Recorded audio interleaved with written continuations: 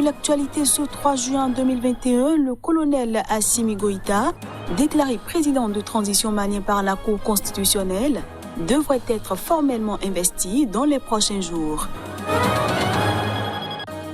Retour de l'ancien président Laurent Gbagbo en Côte d'Ivoire le 17 juin prochain, le ministre de la Réconciliation, Kouadio Konan-Bertin, a déclaré ce mercredi avoir pris acte. Et puis le nouveau chef de l'État tchadien Mahamat Idriss Déby, qui a succédé à son père Idriss Déby Itno, a rencontré le président angolais João Lourenço lors d'une visite à Luanda.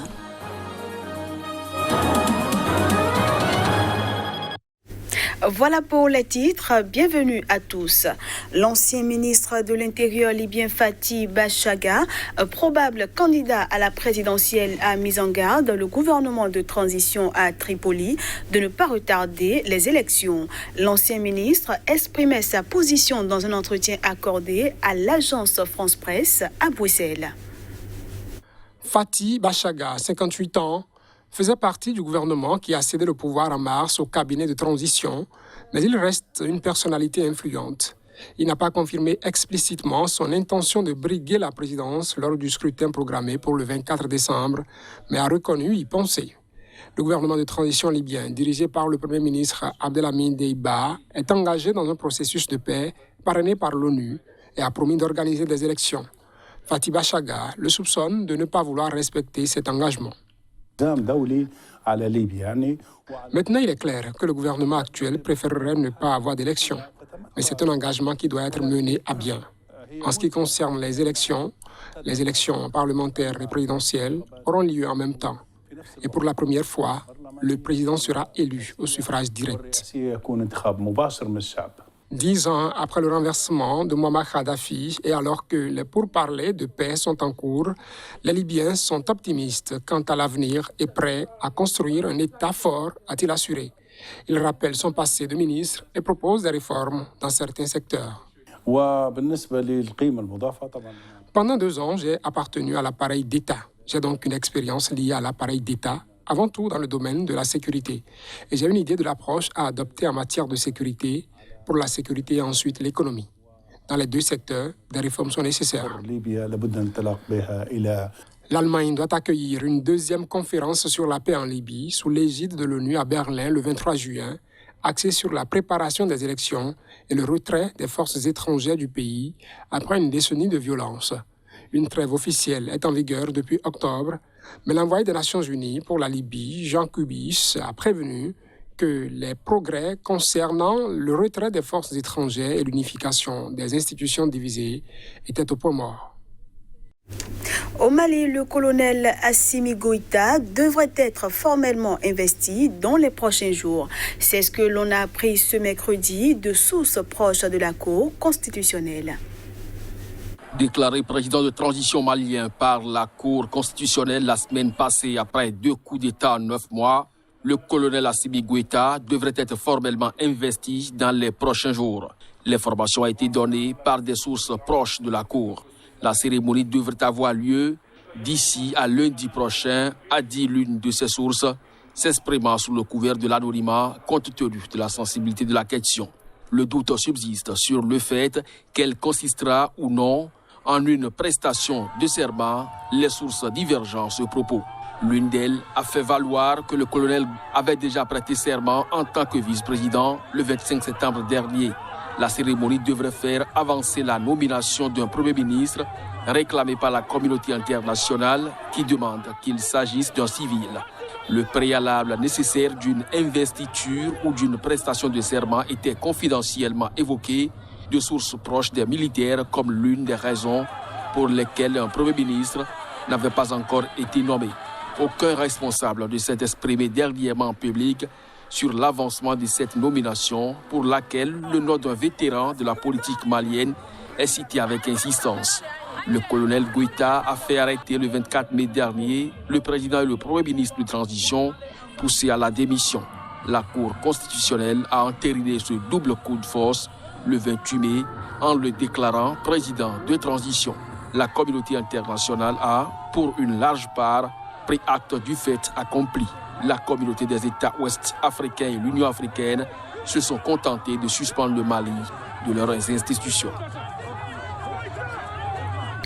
Je le disais en titre, retour de l'ancien président Laurent Gbagbo en Côte d'Ivoire le 17 juin prochain. Le ministre de la Réconciliation a déclaré ce mercredi avoir pris acte. Il a fait cette déclaration à l'issue d'une rencontre avec Assoa Adou, secrétaire général du Front populaire ivoirien FPI, le parti de l'ex-président.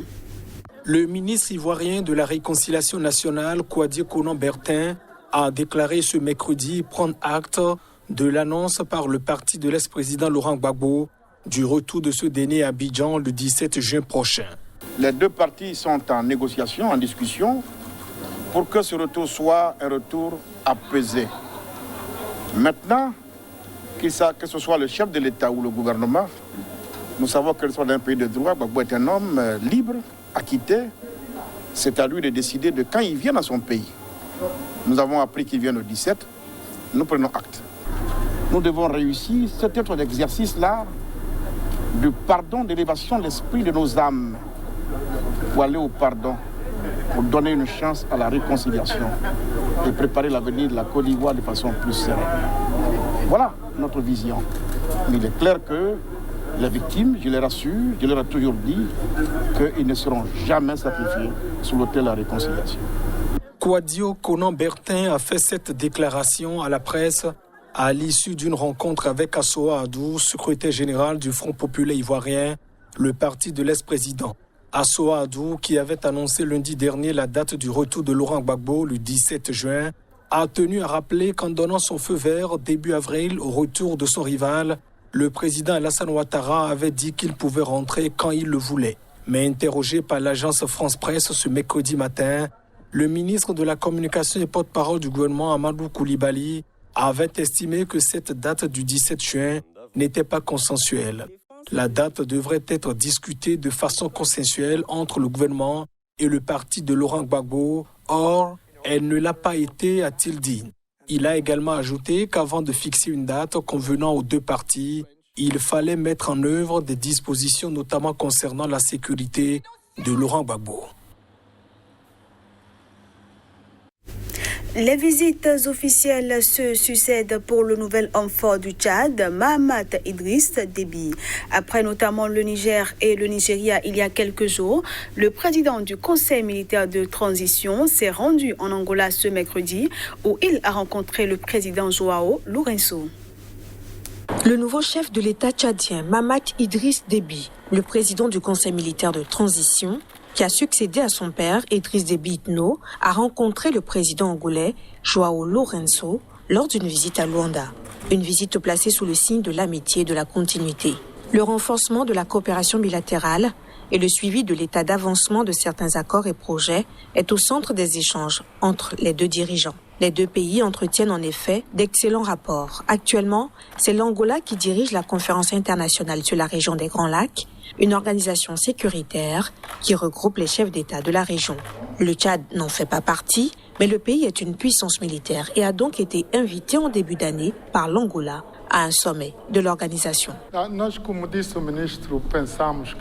Comme l'a dit le ministre, nous pensons qu'en tant qu'Angola, nous avons tout intérêt à ce que la stabilité du Tchad soit assurée. C'est pourquoi nous devons faire en sorte que le pouvoir au Tchad contribue à la stabilité du pays.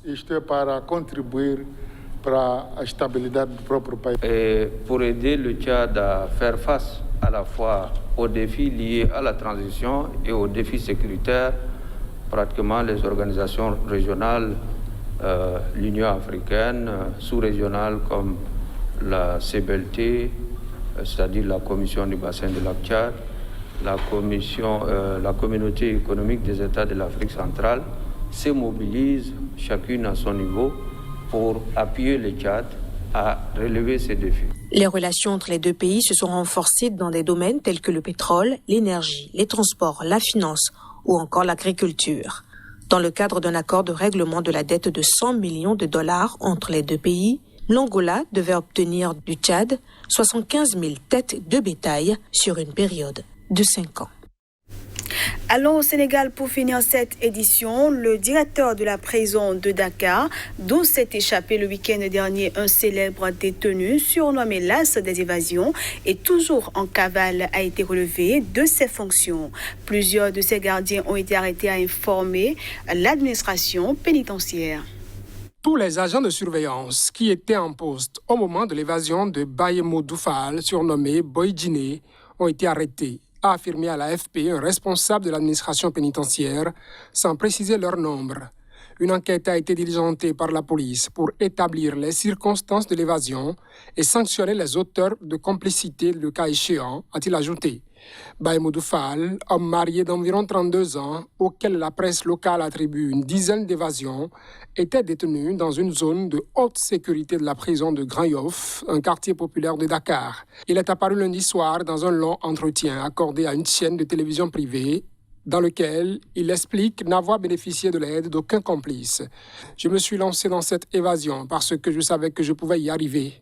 J'ai défoncé la grille d'aération sur l'un des murs de ma cellule. Je suis sorti seul à l'aide d'une corde et j'ai escaladé le mur de la prison, a-t-il dit. Je fais partie des détenus qui ont passé le plus de temps en prison au Sénégal. Depuis le 24 juillet 2013, je suis derrière les barreaux et ils ne veulent pas me libérer, a-t-il dit, en se plaignant de la durée de la procédure. Bayemodou Fall était en détention provisoire. Il est poursuivi pour crime dans divers dossiers. Il n'y a pas de délai de détention provisoire pour le crime, contrairement au délit. Il a écrit des centaines de lettres aux juges et aux procureurs pour demander à être jugé, a expliqué mercredi à l'AFP une source judiciaire. Sa dernière arrestation remonte à 2016, à la frontière guinéenne, où il avait été repris quelques mois après s'être évadé. Dans son interview, il dit être prêt à se présenter au tribunal le jour où ses avocats l'informeront du début de son procès. Et voilà, mesdames, messieurs, ce sera tout pour cette édition que je vous remercie d'avoir suivi. L'information continue sur Sika TV.